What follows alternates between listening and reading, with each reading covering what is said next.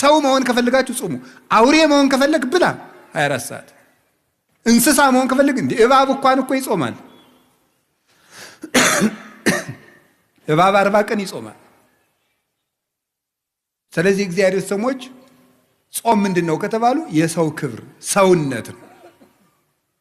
ሰውን ሙሉ የሚያደርገው ሲጾም ነው። የማይጾም ሰው ሙሉ አይደለም፣ ጎደሎ ነው። ጾም ቅድም ነገርኳችሁ፣ 3 ነገር ነገርኳችሁ። እግዚአብሔርን ያስመስላል፣ መላእክትን ያስመስላል። አይበሉም አይጠጡም መላእክት። ሀዩ ከመመላእክት ይባላል። የመላእክት ኑሮ መላእክት እንደኛ ባልንጀራ የሚሆኑን ምግብ በቀነስን ጊዜ ነው። ታውቃላችሁ ትንቢተ ዳንኤል ምዕራፍ 9 ቁጥር 21 ላይ እኔ ዳንኤል እየጾምኩ እየጸለይኩ ሳለ ቀድሞ የማውቀው ሰው ገብርኤል እየበረረ መጣ። ወገሰሰኒ በጊዜ መስዋዕት ዘሰርክ፣ በሰርክ መስዋዕት ጊዜም ዳሰሰኝ